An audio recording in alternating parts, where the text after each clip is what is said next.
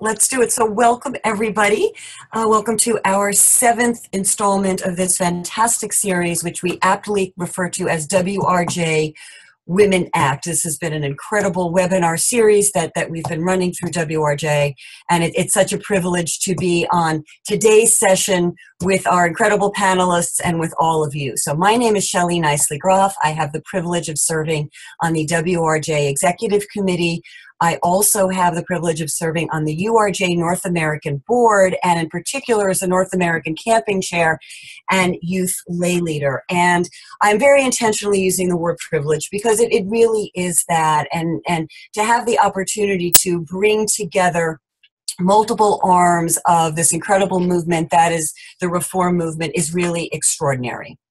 So a little bit about WRJ. WRJ focuses on 6 high priority social justice issues that really help shape our advocacy work and focus our efforts in making a positive difference in our communities and indeed in our world.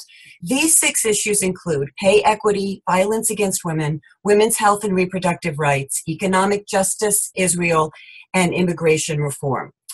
I'm going to do a quick shout out to our website, wrj.org, because on that website, you can find a lot of background information about all of these issues, as well as ways that you can engage with WRJ, and in particularly on the issues that really speak to you and about which you are particularly passionate about.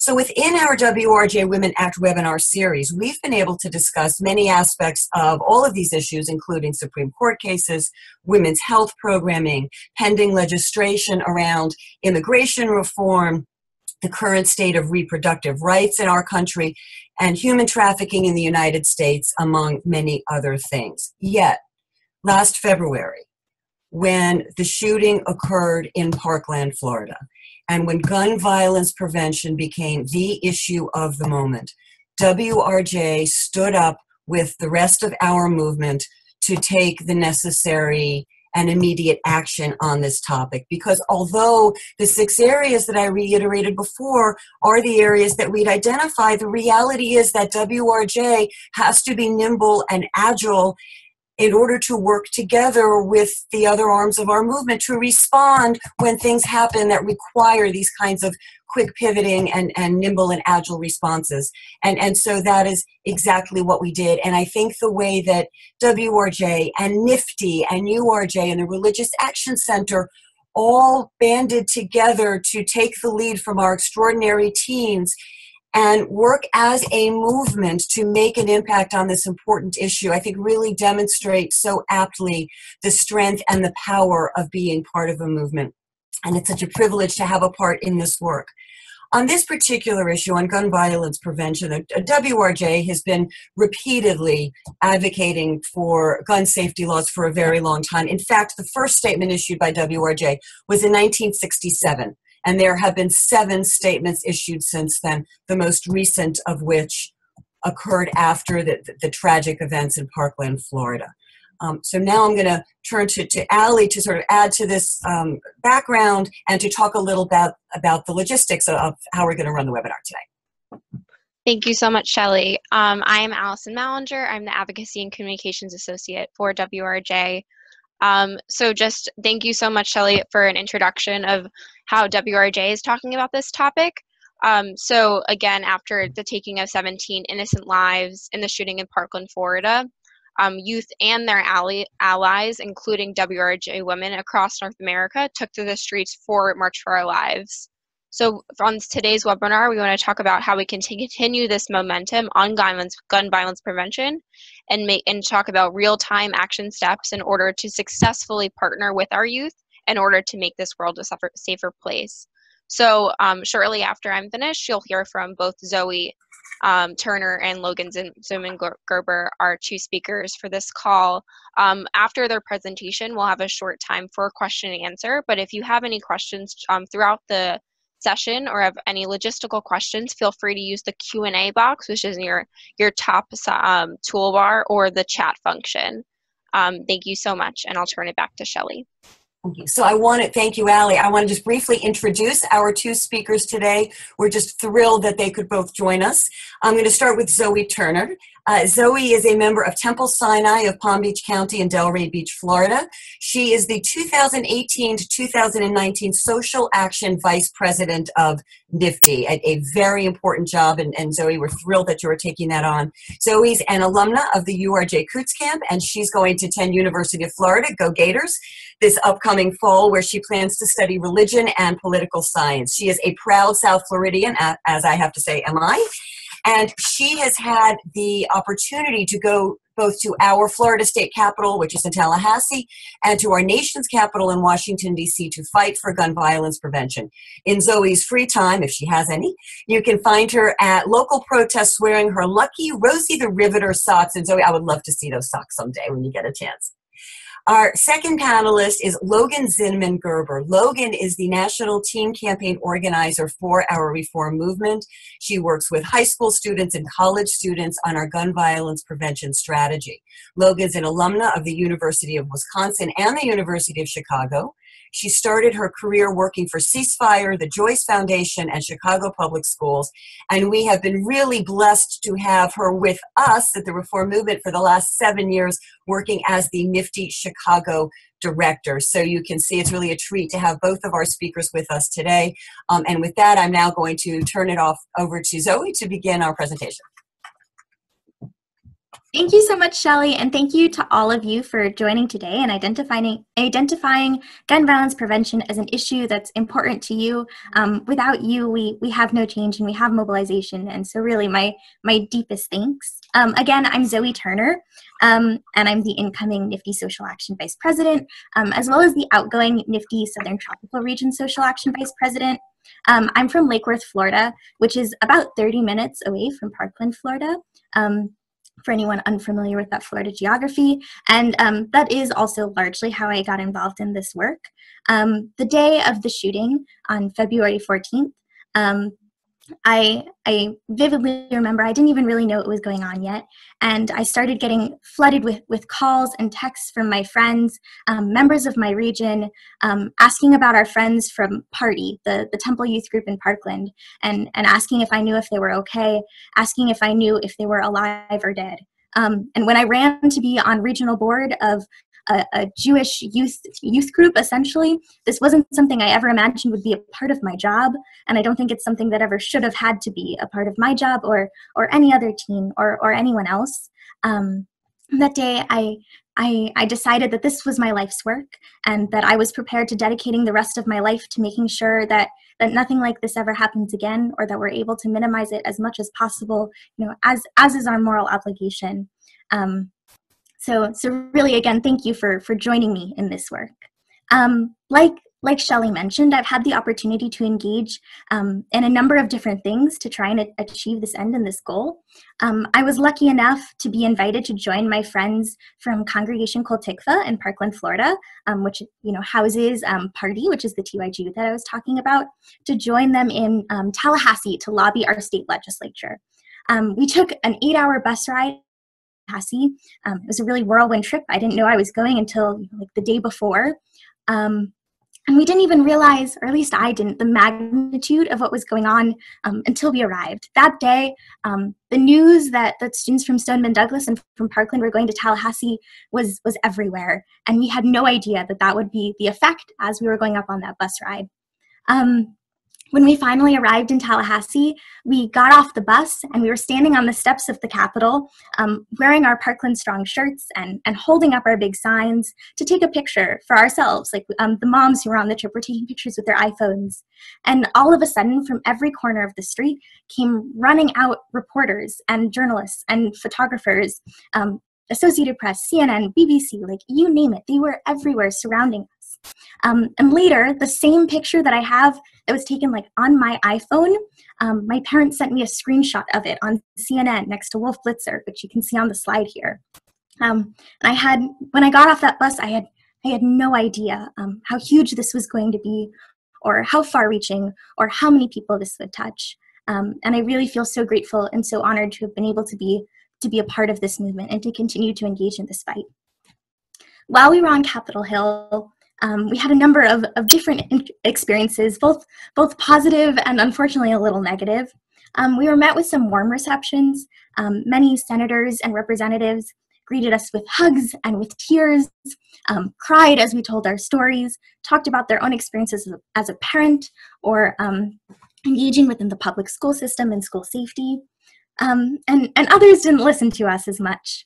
We had one representative who we'd scheduled an appointment with who failed to show up. We got to his office and his legislative assistant was like, "Sorry, he's in committee, he can't speak with you right now." And we weren't going to have any of that. So we asked which committee. It was the Judiciary one. And we marched across the Capitol, holding our signs, wearing our T-shirts, and into the committee room. And this is really unprecedented. And for anyone who has any familiarity with how judiciary committees work or legislative committees work, they're very rigid and they're very structured. And there's no speaking out of turn. You have to be called upon by the chair and recognized for a point of personal privilege. And it wasn't a venue that was meant for us to interrupt, but we did nevertheless. And we sat in the first 2 rows, and we waited to be recognized, and we would not go anywhere.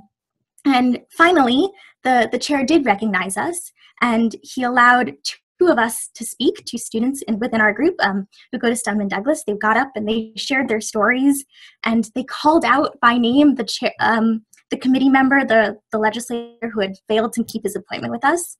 And they made their point and they spoke our case. And it was one of those moments where I was sitting there in the committee that I was so very acutely aware that I was living history, and I was helping to make history. Later, my dad sent me a link to an Associated Press article that told that story and talked about us marching into the committee and called it an act of civil disobedience and called it a historical moment. And that's extremely surreal to read and to know that we were able to play that kind of a role. And I still, at least a couple times a week, I email every member who sat on that committee, and I remind them of us. And I tell them to not forget. And I tell them that we had to go home and we couldn't stay on Capitol Hill, but they get to. And every day they get to make the choice of whether they'll fight for us or whether they'll forget us. And I encourage them every day to choose the former. Our work didn't end in Tallahassee. On the bus home, on that long 8-hour bus ride from Tallahassee to Parkland, I sent an email to my school administration. The email was a letter that I drafted after it had been announced that anyone at my school who walked out would be suspended. And this was walking out on the National Walkout Day on March 14th, organized by a very large group of students.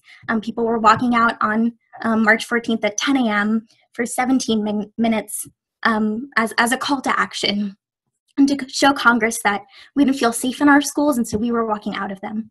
So I'd written this email to our administration, and it had been signed by hundreds of students and teachers. Many of us had organized around class in this period of like 4 hours to go to all sorts of classes and lunches and people and ask for them to join us, and they did. And so I sent the email to my principal, kind of telling him that we were planning on walking out either way, and we would appreciate his support. And he responded pretty quickly on that same 8-hour bus ride, saying that he would approve of our request and we would be able to have our walkout. So it was a victory. The day of the walkout, nearly a month later, on March 14th, from the time of my sending the email, he called me into his office in the morning, and he asked to read my remarks that I planned to speak at the walkout. And I wasn't too pleased about this because I didn't want to be censored. But that's what happened, and he read them and he told me that they were too political, they were too much of a call to action, and asked me to rewrite them to be more of a memorial, if you will. I argued against this. I told him that to refuse to fight for change would be to be complacent and to be complicit and to fail the 17 people who lost their lives at Stoneman Douglas. But I changed them anyways. And I changed what I was going to say, and I showed him a new draft so that it would be approved. And then at 10 a.m., I got up in front of my school, and I stood before all of those people who had signed petitions and who had walked out of their classrooms, and I read my original speech, and I read what I wanted to say anyways.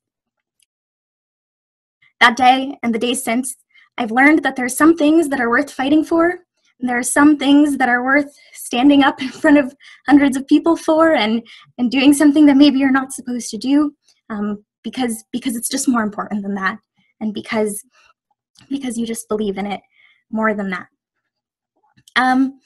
Shortly after that, about 10 days, I had the opportunity to go to Washington, D.C. And speak at the URJ pre-March event alongside my predecessor, Adam Friedman, who's the current NFTY SAVP. Oh yes, those are my friends and I at our walkout. So after that, I was able to go to DC and speak at the URJ pre-March event, which was, there were like thousands of people there, and it's the most people I've ever spoke before. And I told everyone that day that this is what we have to do in order to sleep at night. Because like I said to my principal, if we don't act, then we're complicit, and this is our fault too, and we have a moral obligation to do this work. After that, everyone who was at the URJ pre-March event dispersed to go and join the March for Our Lives. And for those of you who were there, it was overwhelming. There were so many people. I've been to some local protests here in West Palm, but it was more people in one area than I've ever seen in my entire life. And as sometimes happens at events of this size, my group, I was again there with my friends from Parkland and Stoneman Douglas, we got separated. And half of us went and joined the march, and half of us were still back at the hotel. And I was with the people who were still back at the hotel. And we were trying very hard to get back together because, for safety reasons and logistical reasons, it was just our group needed to be together in this mass of thousands of people. So my group that was still back at the hotel, we ran out into the crowd to try and meet up with them where we knew they were. But of course they were surrounded. And so we asked people, and we asked if we could please get by, and we told them who we were. And we chanted "We are MSD, we're here to make some history." And like the crowds parted, like the Red Seas. People parted to allow us to meet up with our friends. And we walked through this crowd of people, like clapping as we went, holding up our signs. And a bunch of us were just walking and holding our signs above our heads and crying. It was just truly one of the most beautiful moments I've ever experienced in my entire life. It was people caring so deeply about other people, and that above all else is what creates change. When we care about one another, and above all else we love one another, and we believe that each one of us has the right to safety and to love and to safe places, that's what creates a movement. That's what creates this, and that's what each of you is a part of. Back home in South Florida, things are starting to go back to normal, for sure. For a little while, everything was really different, and everything was really strange, especially in class. We had about 2 weeks where we didn't do anything in class. At first there were assemblies and new school safety procedures and talking with our parents.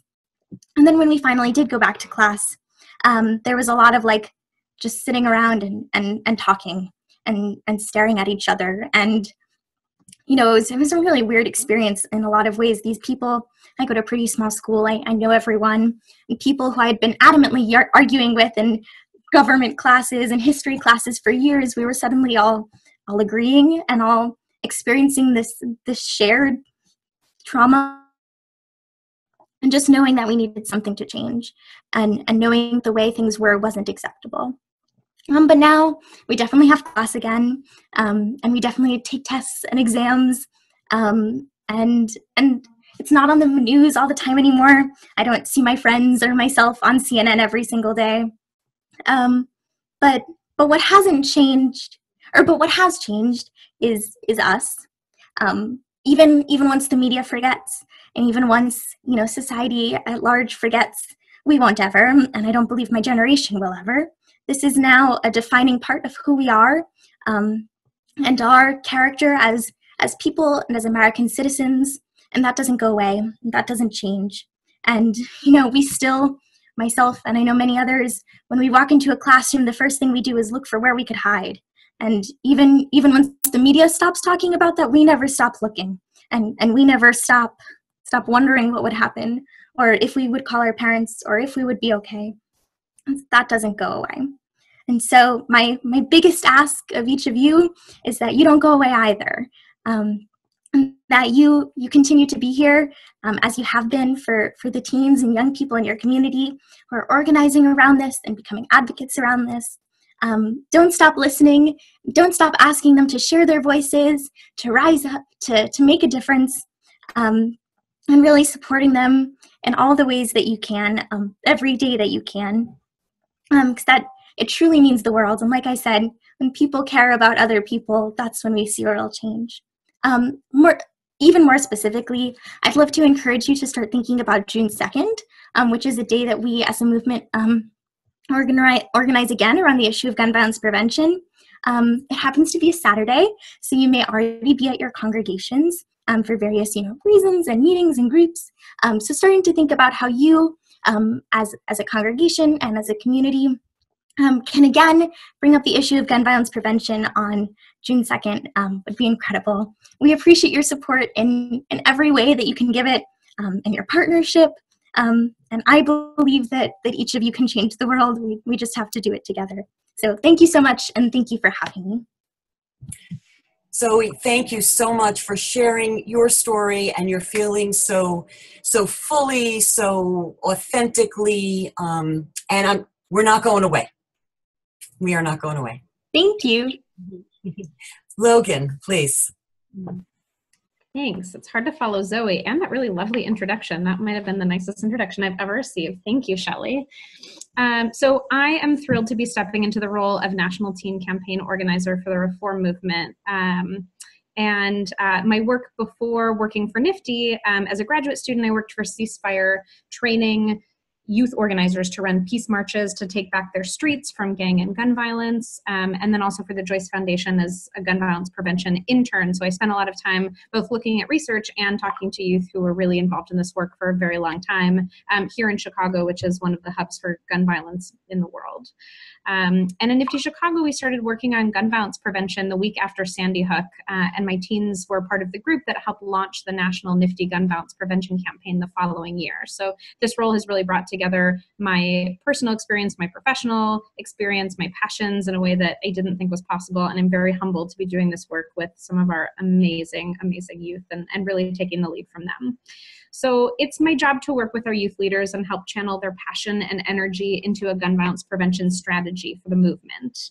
And the youth leadership is very clear that while students are leading the gun violence prevention efforts, this is teen-driven, but not teen-only.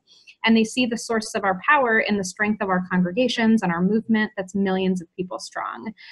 They see it as intergenerational and are thankful for the support of their congregational leadership, and see really all of you who are choosing to spend part of your afternoon on this call as role models for the depth of activism that they want to accomplish right now and also over the course of their lives. And understand that our power is in being part of this movement of 2 million Reformed Jews strong, and are looking for great partners in that work to make it happen. So where are we going? I want to give you sort of an overview of the strategy for the gun violence prevention movement.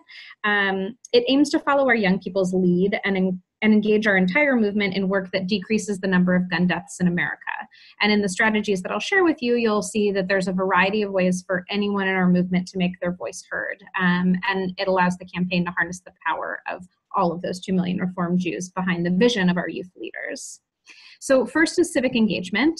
I don't know if any of you read Teen Vogue, but Naomi Kaplan is one of our teens out of DC, and she was recently arrested with a few other teens, including another NFTYite, who were arrested for staging a die-in at Paul Ryan's office a few weeks ago.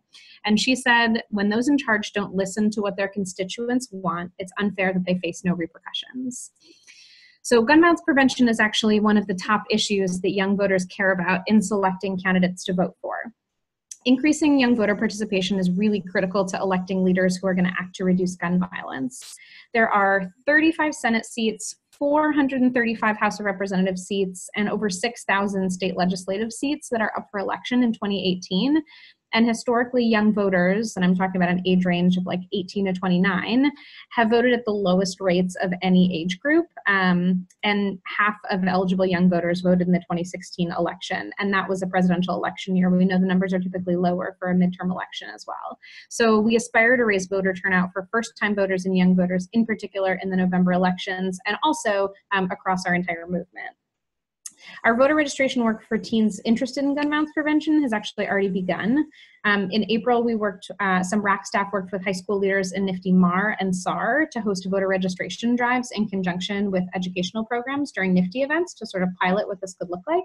And in addition to that voter registration program, the RAC is working on a voter engagement guide that'll be a resource for youth and adults in congregations to plan similar events in your communities. And that should be ready in the next couple of weeks, which I'm really excited to see.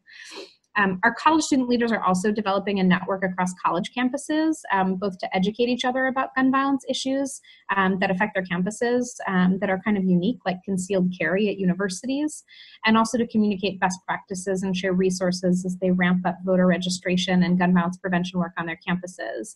And they're actively exploring a relationship with Hillel to think through building out a campus-by-campus strategy for voter registration between now and the November election. And second, our second sort of arm of the strategy is leadership development. Right? We know one of the reform movement's strengths is our ability to develop leaders and activists who view issues of justice through a Jewish lens and are compelled by their Jewish values to make change in the world. So this is one of the areas of practice that the URJ and all of our affiliates are best at, education and skill building. Our congregants of all ages will be much more effective with training and support for their efforts. So we want to train our movement on skills like community organizing, telling your story in a compelling way, dialoguing with people who feel differently than you do in a world that sees a lot of Facebook and Twitter arguments and could use a little more compassion between people having conversations. We want to teach people to build power and accountability so people actually show up to do the work and show up to events that are happening. We're really just incredibly well suited to support our youth and develop their community organizing skills in our camps and youth programs and congregations where we've been doing education and skill building for decades. And we have models like Litta Kane and our state-based religious action centers as examples of teaching that skills-based learning around how to have a one-to-one conversation and learn about someone else's self-interest, how to create a strategy for an issue that you care about, and how to build that power and accountability, as well as the lobbying that we teach on Litta Kane. So in addition to the strategy, there's also 3 priorities that are woven into all of our work. First and foremost, number 1, we want to make this work Jewish. This work is Jewish. And it's clear that the space this activism occupies for many of our youth leaders is a Jewish space or could be a Jewish space. So we want to make sure that we're rooting our gun violence prevention work in Torah and helping our Jewish spaces to be places where our young people can ask for help and support and get mentorship from adult Jewish leaders who also feel that social justice is really at the core of their Judaism. And we're working with RAC staff to make sure our asks of teens and adults are in line with the policies of the URJ and our affiliates, and make sure that this that we're trying to accomplish the goal of reducing gun violence, but we're doing it in a nonpartisan way. We need the support of every legislator, regardless of which side of the aisle they sit on, in order to really make this change. Number 2, we want to make sure that this work is intersectional.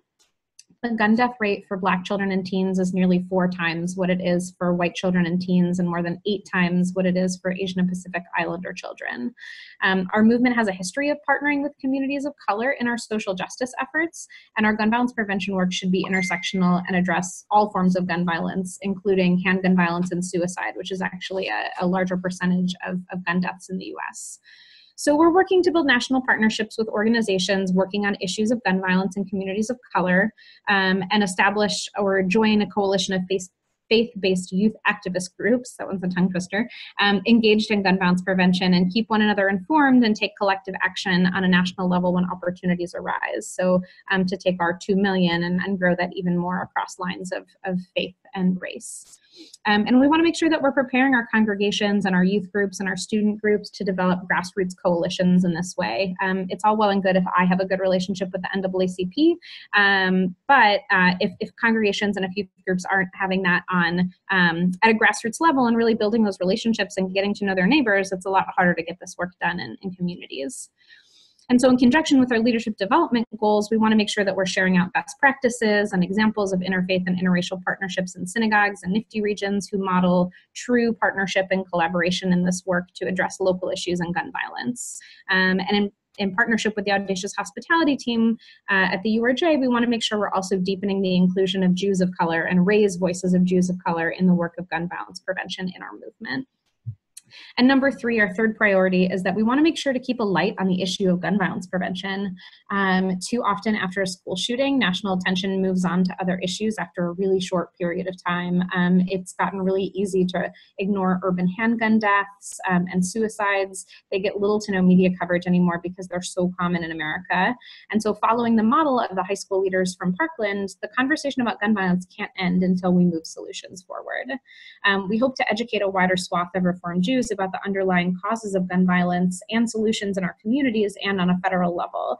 And we want to develop tools that allow congregations to mobilize quickly when local or statewide firearm bill is at play. Because although we might not be able to have a lot of movement on the federal level right now, we know that there are things moving on the state level and on the local level in townships too. And this is a space where the RAC civic engagement work and our youth's gun violence prevention work and the work of our incredible communications staff across the URJ is really drawn together in order to make this happen. So what can volunteers do? What can the WRJ do? And really anyone who's interested in supporting our youth in this issue, I wanted to be able to give you some concrete examples of what this looks like and what great adult-youth partnership looks like. And this is building on what Zoe said, which is excellent because I hope that we're modeling great adult-youth partnership in this moment. So you can identify spaces where your youth can be your leaders and your partners. Build youth leadership roles into your social justice and civic engagement work. Our outgoing NFTY membership vice president, Will, taught me a really easy method. If you are in a meeting or on a phone call and you are talking about gun violence or civic engagement or becoming a Brit Olam congregation, or you're developing your youth budget for your congregation for next year, and there isn't a teen on the line or in the room, go find one, or at least one. Give them the training and preparation and respect as everybody else on the team for what they bring to the table. For example, Temple in Atlanta has worked over the last year to build out a social justice program to actively engage congregants in social justice work. And one of the 10 issue areas they're focused on is gun sense, where there are already youth involved. They're in the process of bringing team leadership on board for the other issue areas, which I think is a really great and easy step that anyone could take tomorrow to start bringing more youth into this congregational life. I also watched an idea that one assistant rabbi had at North Shore Congregation Israel that spread across the Chicagoland area and then across the country in the lead up to the March for Our Lives. I got an email from him that said, we're doing this initiative where our teens who are just on Latekin are taking over the Bima the Friday before the March for Our Lives and sharing why gun violence is an important issue to them. What do you think about inviting other local synagogues to do the same thing? And teens take the Bima was born. And all of a sudden I was getting Divrei Torah from teenagers all across the country because their clergy and communities let them take over the Bima. A recent example actually that I just got this week, Temple Emmanuel of Kensington, Maryland voted to approve a resolution on measures to reduce gun violence. It was actually initiated and drafted by their 7th grade class and then passed by the congregational board, which is just a great example of adults following their teens' leadership on this issue. And so there's lots of simple but really powerful ways like that to make teens' voices heard in your communities. Second, reach out to the closest college campus Jewish student groups. College students have been asked to be connected to their local congregations to help with conversations about gun violence and to do the work of civic engagement. There are some college students engaged in our congregations to teach Hebrew school or lead youth groups, but there are a lot more college-age Jewish leaders who may want to be plugged in other ways, and they're asking for it, and they're asking for those opportunities. You can make sure that your work is inclusive and intersectional. Take a look at your own congregation. Are Jews of color in your community welcomed and represented in the leadership of your synagogue? We realized on a team leadership call that we didn't have any Jewish youth of color as part of our core team when we were talking about gun violence. And so now we're working on incorporating teens of color who are leaders in their synagogues and coming up with a guide for how congregations in NFTY regions can do the same because we realized it was a real issue on that phone call. We saw that we weren't doing our best to be representative, and then we took steps to address it. And after that, you can be the next congregation to bring together your Temple youth group and youth programs at the nearest church or mosque, so you can do this work across lines of difference, rooted in each of your faiths. And finally, ask your youth what's important to them and what they need. Listen to what they tell you. Listen for those spaces in their experience and knowledge that you're uniquely positioned to fill as justice leaders in our movement, and follow through with them on what you promised to make it happen. And then I just want to share a couple of things on the RAC Civic Engagement campaign. This is a teaser because the major launch is on June 5th. So the Civic Engagement campaign is a nonpartisan campaign to bring the full force of the reform movement to bear by empowering all people to exercise their right to vote and to ensure that Jewish voices are present in the public square, regardless of party, regardless of politics. And it has 3 pillars: voter engagement, candidate engagement, and ballot initiatives, any of which a congregation can engage in and any 501c3 can engage in. Who is it for? It seeks to mobilize the entire Reformed Jewish community, whether that's through your congregation or through your NFTY region or camp community or campus activism. We know that our movement is strongest when we act together. And if you believe that civic engagement is important for the Jewish community, then this is a way that you can join us. Anyone can join this call. So over the next few weeks, the RAC is hosting a series of webinars to distribute targeted resources that will support local work and congregational civic engagement work. One of the ways you can engage is to say, we're going to be 100% voter participation synagogue. We're going to make sure that everyone who's eligible is registered to vote, and then we're going to remind them to actually go and vote in November. And you can host a candidate forum if that's where you're more comfortable. You can support a local ballot initiative if there's something coming up, not just on gun violence, but on any issue that you and your congregation are passionate about. This is the place to start, to show up to this launch webinar. So June 5th is the formal launch of the campaign, and there'll be some examples, some people sharing the ways that your congregation and community can get more involved and learn about state ballot initiatives that the RAC is supporting and opposing this November in 3 states right now, but that number is growing as more ballot initiatives pop up. So between now and June 5th, start the conversation in your community. What could civic engagement look like in your congregation? What would it look like and what are people's values? And then following that June 5th webinar, there's 2 additional trainings, one on voter engagement and one on candidate engagement. So you can find signups for those on our website. It's at the bottom of the screen. That'll take you directly to the civic engagement campaign information. And there are also new resources being added there all the time. That's what I've got, and I'm excited to hear what questions you have. Wow. Logan, thank you. That was tremendous. I think you've certainly given us a lot to think about and a lot of things that we can work on. And I think you just captured the essence of this so beautifully when you said that our movement is strongest when we all work together, because that is so true and so right and so now. So thank you for that. So we've got our Q&A box that folks can post a question to. We have a chat room. Allie and I are monitoring that. So let's bring in some questions. I was reading some things in anticipation of this call, and I just want to share something that our WRJ Executive Director Extraordinaire, Rabbi Marla Feldman, said. She quoted Martin Luther King. And she said, "The time is always right to do what is right," as a quote from him. And, she's right on. The time is so indeed right now to do this important work to protect our children, our families, and our communities from gun violence. So I thank both of you, Zoe and Logan, for what you're doing, and for all of our participants.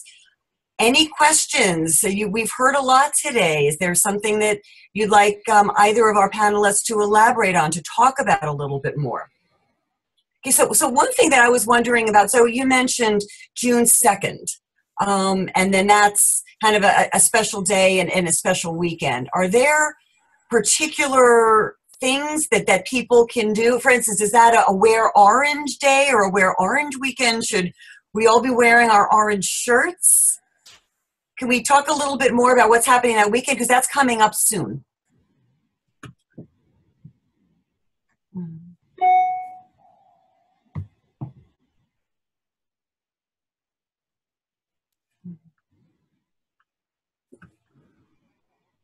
Zoe might be paused a little. Hi, I think I'm back. I'm sorry, my screen froze. Would you mind repeating the question, Shelley? Shelley, you're muted. Here we go. Thank you. I was saying my screen froze too. So you had mentioned June 2nd and that weekend as an important weekend and an opportunity, in particular that weekend, to get engaged Can you elaborate a little bit on what folks can do? For instance, I read somewhere that there's a Wear Orange Day. Is that a good day for people to dress in orange to just physically demonstrate their solidarity in this issue? Talk a little bit about that weekend and what's happening. Yeah, absolutely. NFTY has participated in the June 2nd Gun Violence Prevention Advocacy Push for a couple of years now. And what we've traditionally done, or have done in the past as one of our points of engagement, is have people wear orange and hold up signs that say, "I fight for gun violence prevention because," and fill in their personal reason, and flood social media, post it all over, share all over, tag with all of our NFTY tags, which will be TBD, so keep your eyes out for that, and really just like demonstrate your passion to this issue and continue to get involved. There are a couple other things you can do, especially because as we know this year, the work feels even more immediate and even more necessary. You can find different Moms Demand Action meetings in your local area and show up to a meeting and bring friends to a meeting, or maybe bring different congregants and make it a temple thing where you all go together, and really take this day to engage in gun violence prevention on an organized level with different communities who are working to do the same thing. So building partnership and communication. And also just working within your congregation to find what works best for you. Maybe it's having a teen come up on the bima, like Logan was talking about, and share their story and share why this is so important to them, and share what you can do to get involved in partnership with them. But there are a number of different things, and really the most important thing is to get involved and to do it in a way that makes sense for you and your community. Thank you. And we've had a great question. If you could, either one or both, provide a good example of adults partnering with youth in a program that's specifically on a local level.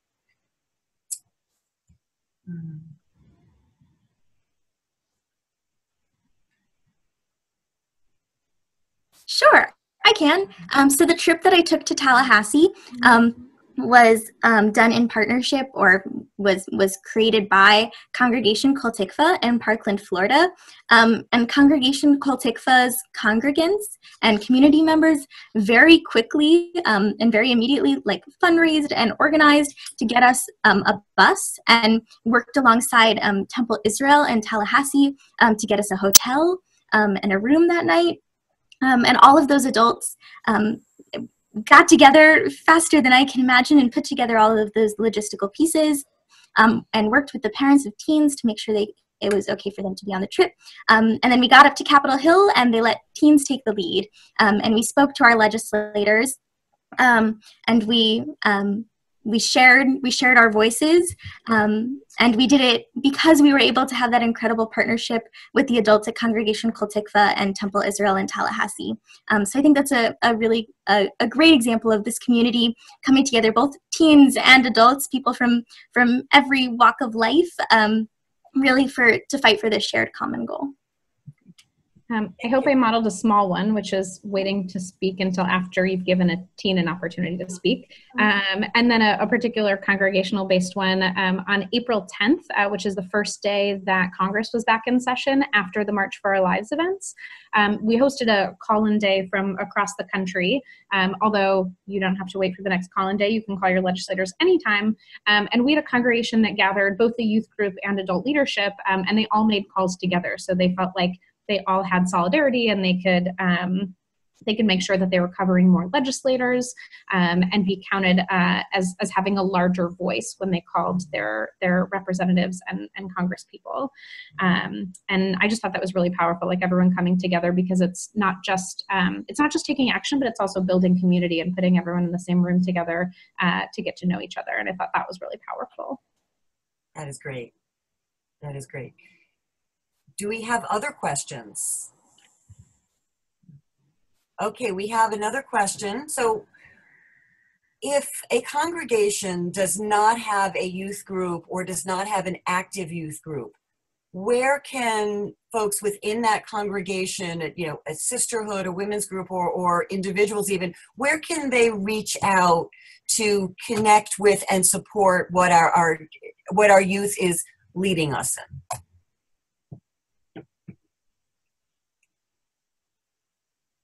So I would say our NFTY regions cover the entirety of the US. So wherever you are, you're touched by a NFTY region, and there are likely some teens in your area that may already be involved in engaging in this work who may need some local help. I would say that's one way to connect with high schoolers in particular in your community. Or if there's still youth in your building, I know we have some congregations that just don't have a very large teen population. So that's why I suggested NFTY. But also if you don't have a formal youth group, but there are still young people in your building, maybe it's going into a 7th grade classroom or a 9th grade classroom and checking in with the teens. And I would start by asking, what keeps you up at night? Is this an issue you care about? Or might there be other issues that you care about that we could start to act on as a community and a congregation? Thank you. And very quickly, if somebody wants to find out, they want to reach out to their local NFTY region, how can they get that contact information? Oh, I'll pull up the website real quick. I don't want to say it and get it wrong. Okay, thank you. Okay. So speaking of websites, before I turn this over to Allie to talk about what's coming up next, I'm going to put in now an end of the webinar plug for WRJ.org. You will find links to a lot of this information. You will find more information about what you can do. We heard a lot of amazing work that's being done tonight, and we've certainly heard a lot of examples of ways that we can each engage as individuals and through our sisterhoods and women's groups in our congregations and even partner with others. But I know I'm certainly not going to remember everything that was said on this call. And so visit our website and you will be able to connect and find information through there. It's updated consistently, and you will always be able to get the resources that you need through there. And if they're not there, we will make sure that we can connect you to them. So with that, Allie, maybe you want to talk about what's next. Thank you so much, Shelley, and thank you so much to Zoe and Logan for really telling both your stories on this important issue and explaining how important it is now to continue our action. So I'm very excited to announce that with the RAC Civic Engagement campaign, WRJ is now an official partner to the campaign itself. So on these calls that Logan has been talking about, it will not only be targeting a congregation, but you can target an individual sisterhood or women's group within your congregation to partner as a whole. So we will be continuously advertising for the June 5th at 8 p.m. Eastern call that will start the campaign in total that will all lead up toward the midterm elections this November.